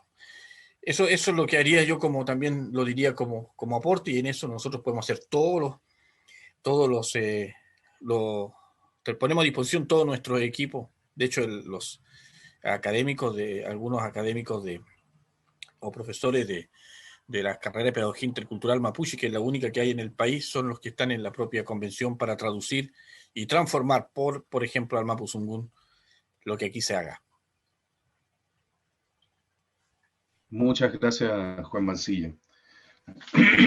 Está todo anotado. Yo al final queda una palabra pedida y después yo podría hacer, Mario Romero, la segunda palabra pedida. Y después voy a tratar de hacer un resumen de todas las cosas, de todas las propuestas que alcancé a anotar, y ustedes me van diciendo que sí, que no, que entendí mal, etcétera, ¿no? Y vamos viendo si construimos una propuesta el día de hoy. Sería muy, muy productivo. Estoy bien conforme hasta ahora. Entonces, le doy la palabra a María Fuensalida, posteriormente a Mario Romero.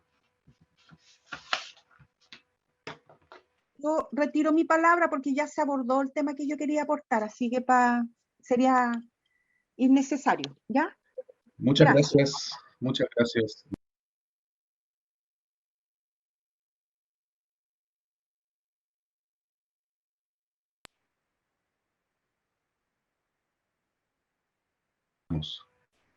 Ahí sí. Hola, ahí sí. Como que me falla el internet. Cosas de la vida, cosas de la conectividad. Bueno, para quien no me conoce, yo soy profesor, parte del directorio de CONATEC, de los colegios técnicos profesionales.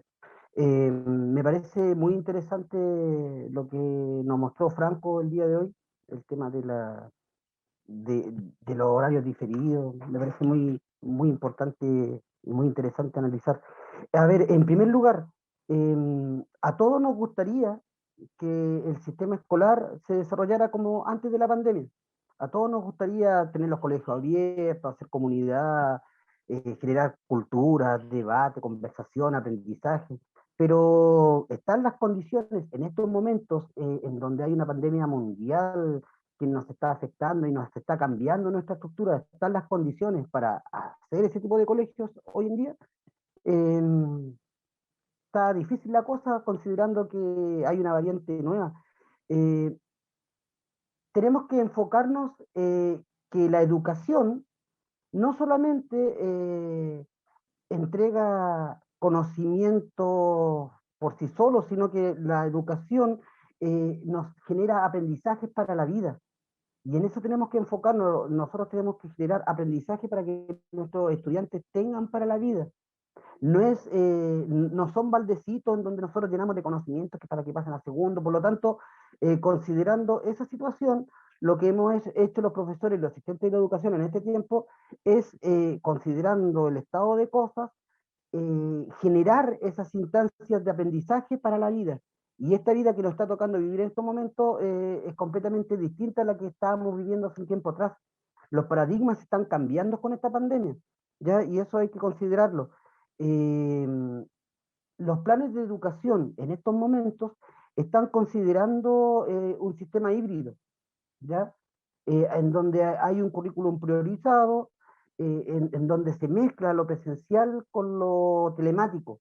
Y aquí es donde se mezclan las dos instancias que está trabajando esta mesa, que tiene que ver con el transporte y la conectividad.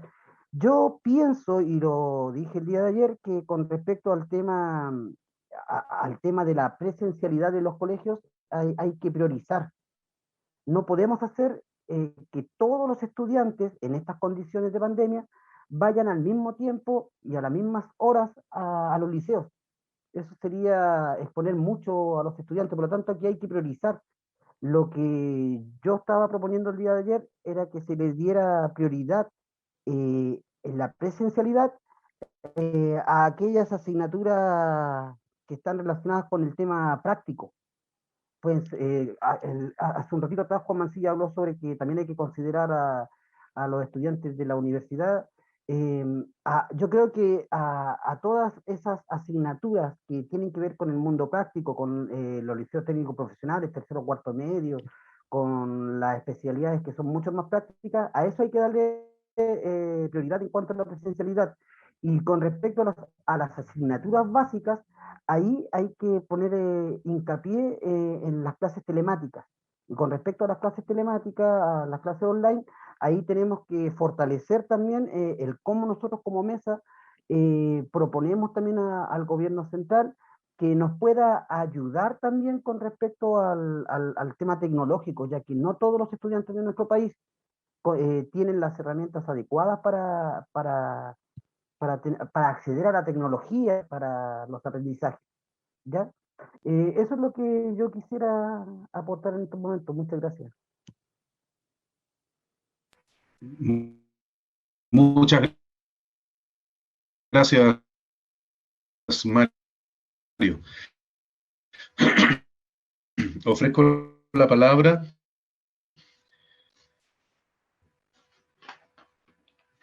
a vista que estamos a 20 minutos de lo que estaba planificado el cierre de esta reunión. Propongo que veamos quién quiere hacer uso de la palabra. Sí, yo. Adelante. Ok. No adelante.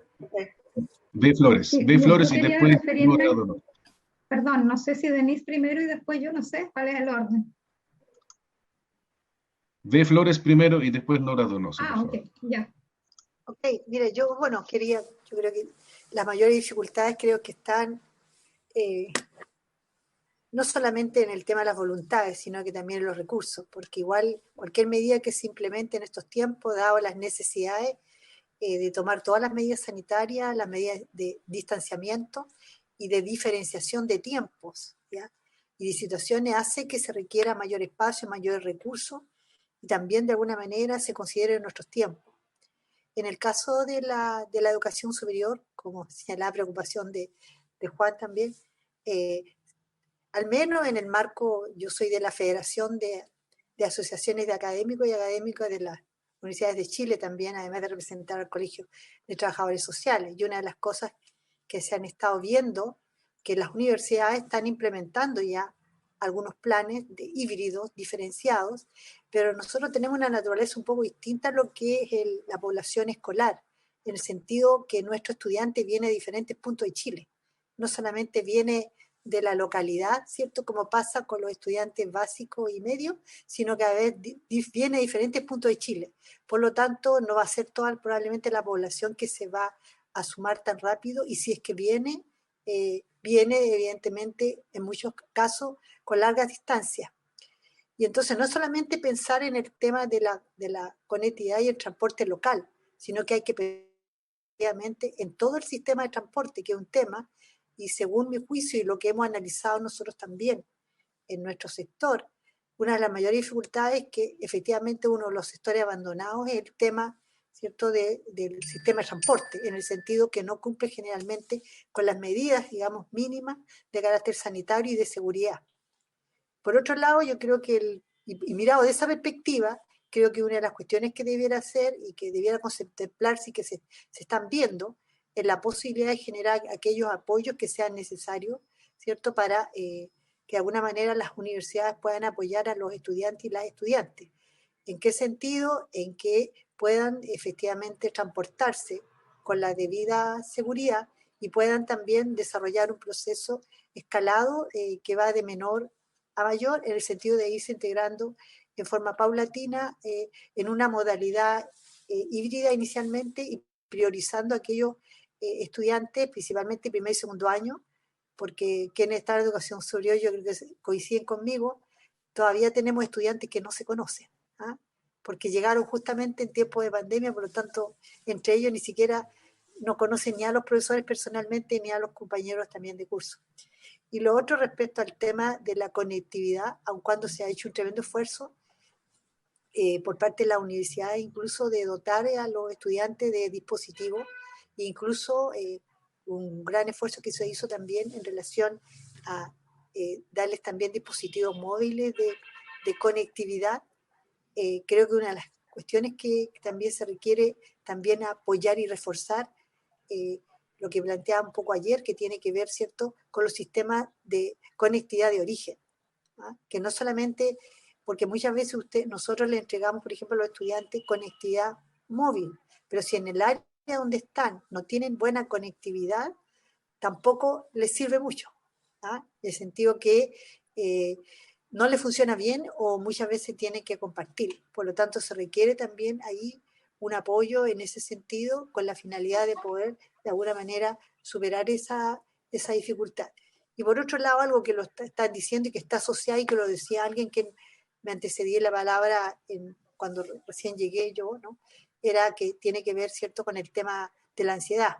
Creo que un tema, no solamente con el tema de la conectividad y transporte, genera una ansiedad adicional a lo que ya son los procesos de salud mental que se está viviendo con este proceso. Por lo tanto, si se agrega como factor ansiolítico complejo, creo que una de las maneras de poderlo de alguna manera minimizar es pudiendo entregar estos soportes que son necesarios por la vía también de soporte a la universidad, porque en este momento lo que ha pasado es que las universidades generalmente han hecho un tremendo esfuerzo, pero ya los recursos y la merma que ha significado la matrícula también en este tiempo, y la congelación de matrícula y de procesos académicos, hace que les sea difícil también poderlo financiar por sí mismos.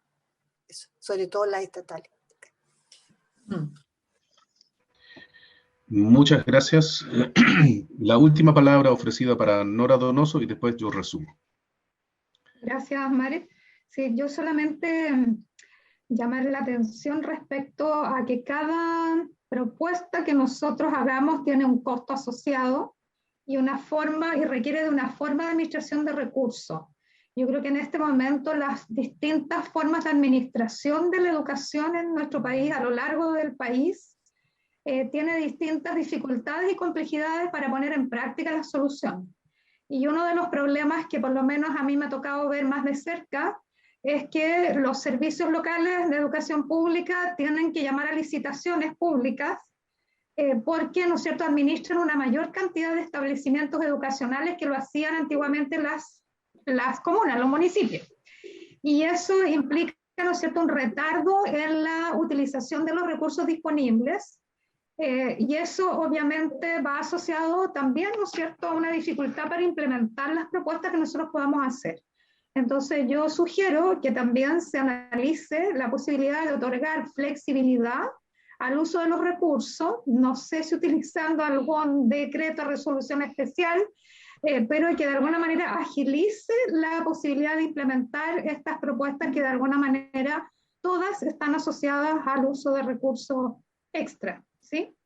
Y a modalidades, por supuesto, de licitación pública o privada, como se llame. Y eso requiere, por supuesto, tener en consideración la necesidad de rapidez y eficiencia en el uso de los recursos. Eso. Muchas gracias.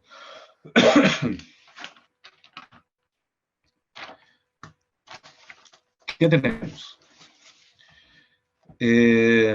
Yo anoté una lista de 16 propuestas que me gustaría chequear con ustedes. Rapidito. Recogimos de la exposición de Franco la propuesta de tiempos diferidos. Después varias personas se refirieron a lo mismo. ingreso escalonado al trabajo, franjas horarias, jornada comprimida, eso va en este contexto. También alguien hizo la propuesta de diferenciar, de la JUNGI, diferenciar la entrada de jardines infantiles, oficinas, colegios. Alguien propuso plan piloto para los terceros y cuartos medios. Todo esto está recogido en este grupo de propuestas. Segundo, aumentar la frecuencia de transporte público. Recuerden, aquí estamos hablando de conectividad y transporte, pero hoy día solo de transporte. Mañana hablaremos de conectividad digital. Aumentar la frecuencia de transporte público. En este contexto va la propuesta de activar locomoción detenida, buses interurbanos que no se están usando, clones de metro, etcétera, etcétera. Tercera, Franco nos habló de medidas operacionales que son muy relevantes. Entre estas se encuentran la demarcación para dar garantía al aforo, distanciamiento, la ventilación. Varias personas se refirieron a la ventilación. Alguien propuso sensor de CO2 como indicador proxy de ventilación o de aire, de renovación de aire.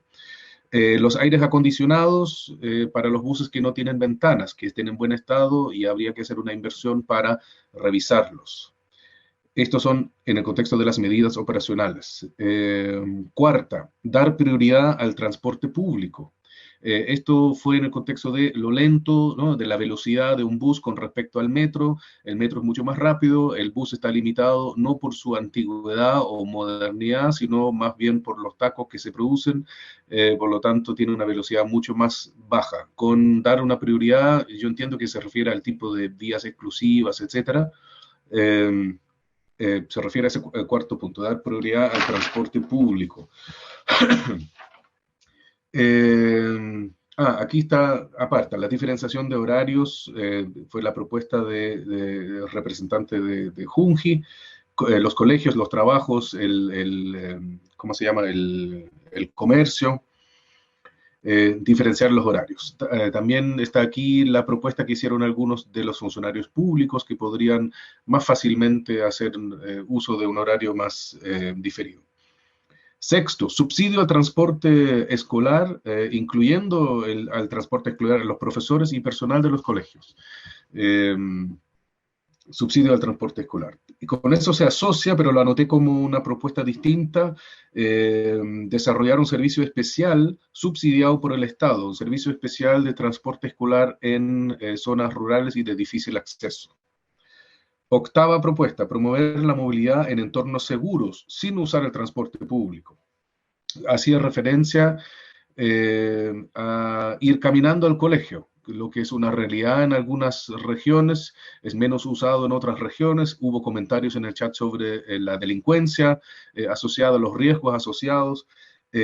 Después alguien dijo que promover el uso de la bicicleta en las regiones y zonas donde esto es posible. Entendemos que en el sur, por las lluvias y el frío, esto es menos el caso. Promover la movilidad en entornos seguros, ¿no?, que no se refieran al transporte público. Esa es la octava propuesta. La novena propuesta tiene que ver con realizar estudios en regiones, no solamente en Santiago, para tener más información, y se propuso plan piloto en la región de Los Ríos por ser una región pequeña. La décima propuesta, disminuir las incertezas por errores de comunicación, hacía referencia a la ansiedad de los estudiantes. Muchas veces la comunicación es contradictoria y genera, por la complejidad y por no saber cómo reaccionar, cómo hacer, ¿no?, genera ansiedad. Esto es importante disminuirlo. Propuesta número 11, subvención para sostenedores, para que puedan disponer de medios de transporte para sus alumnos. 12. Asistencia libre. En dos sentidos se propuso la asistencia libre. Una primera dimensión es que la subvención de los colegios subvencionados no sea vinculada a la presencialidad y a la asistencia, sino que tiene que desvincularse.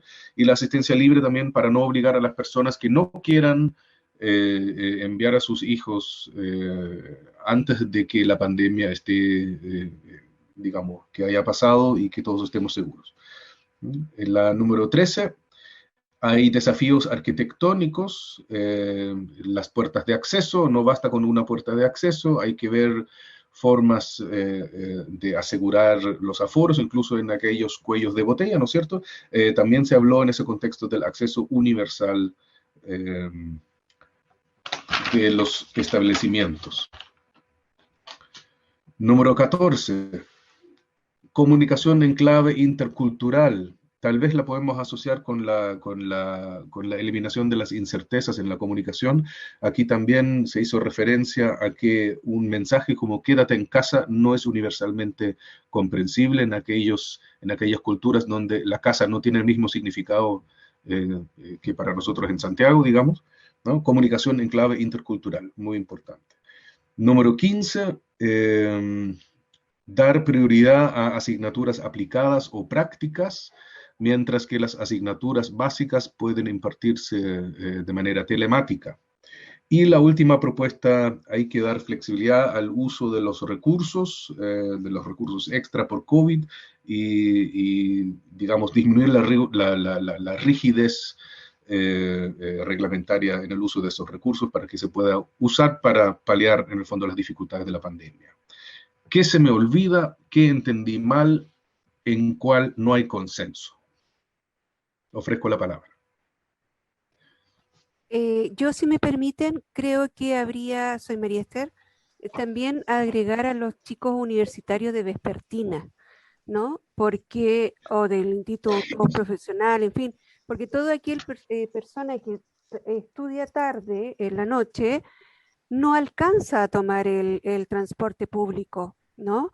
Por ejemplo, yo sin ir más lejos soy esposa de un profesor universitario que ya tienen que empezar a volver, ellos también van a tener una cierta cantidad de horas telemáticas, pero por ejemplo no puede hacer la clase de las 9 de la noche, por ejemplo, porque esa clase dura un par de horas y con el transporte ya retirándose a las 11 de la noche, nadie alcanza a tomar transporte, ¿no?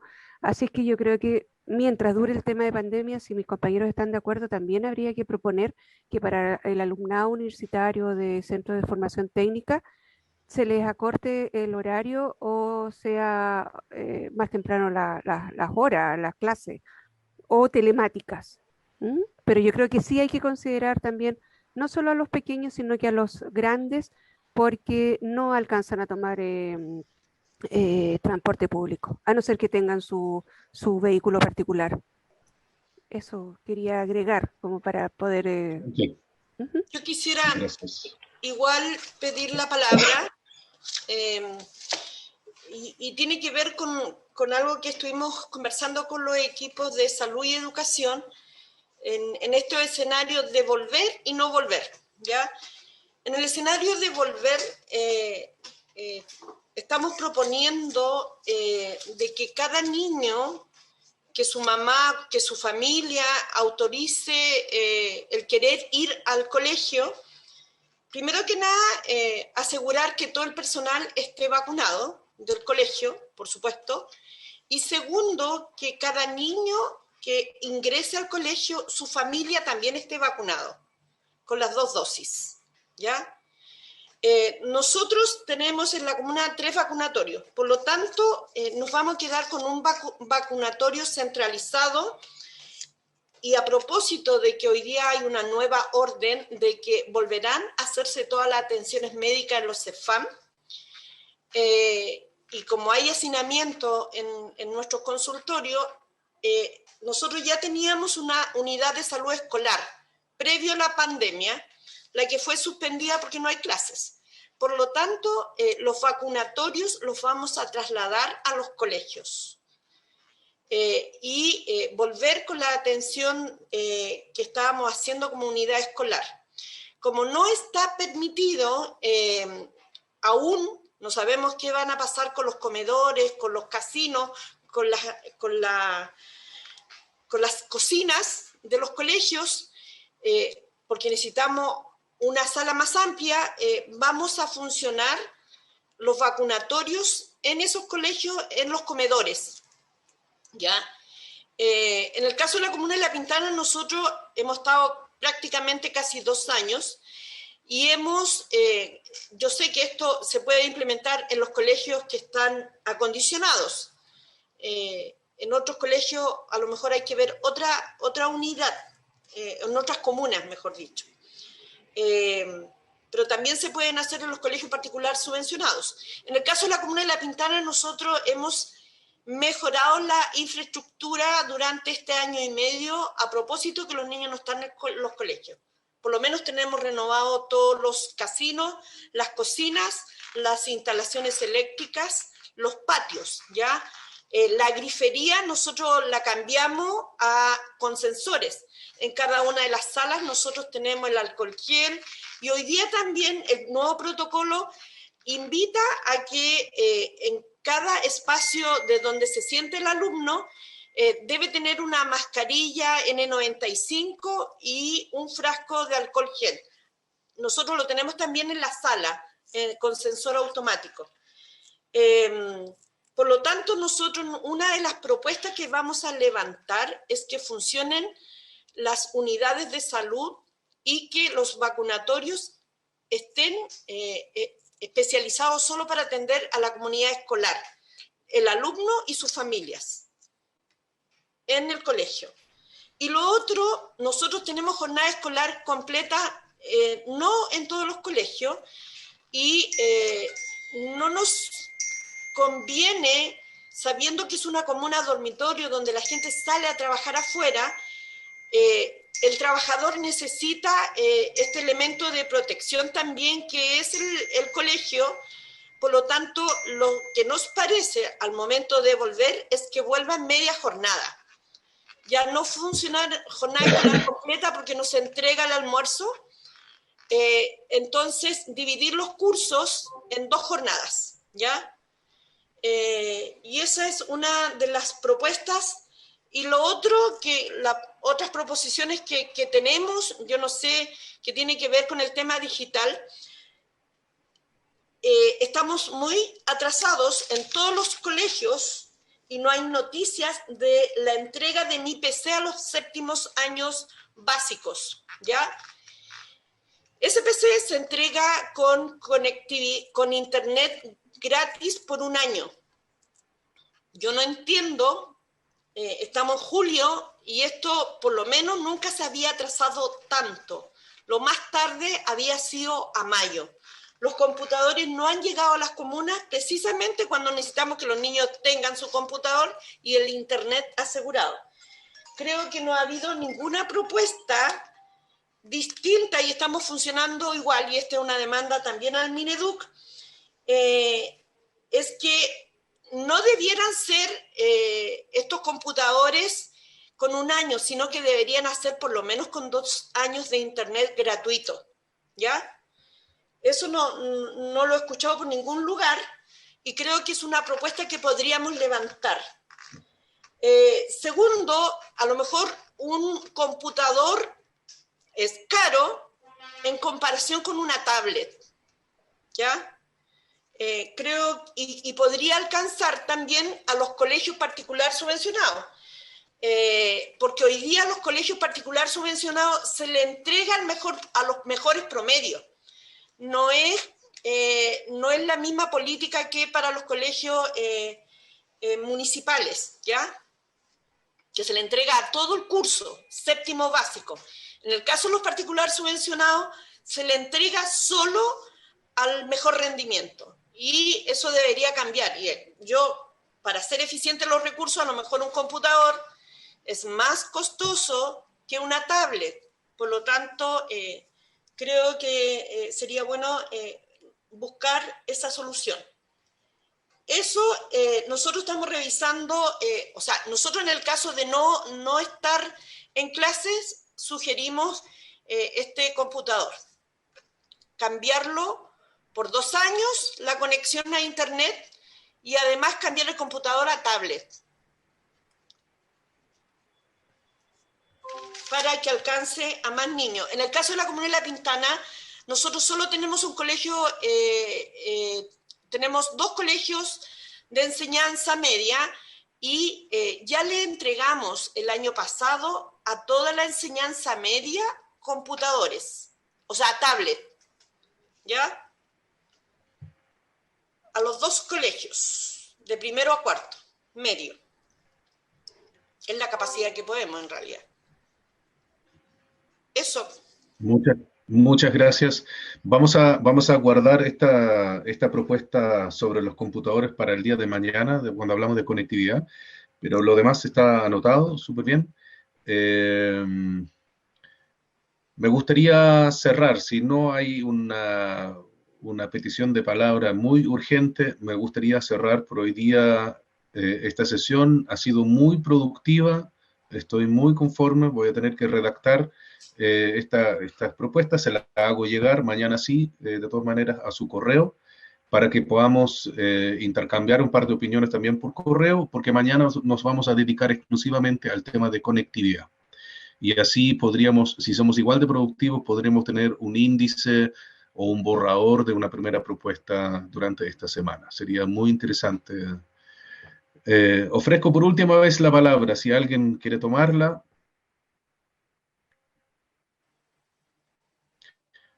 Todos se quieren ir, me parece muy bien.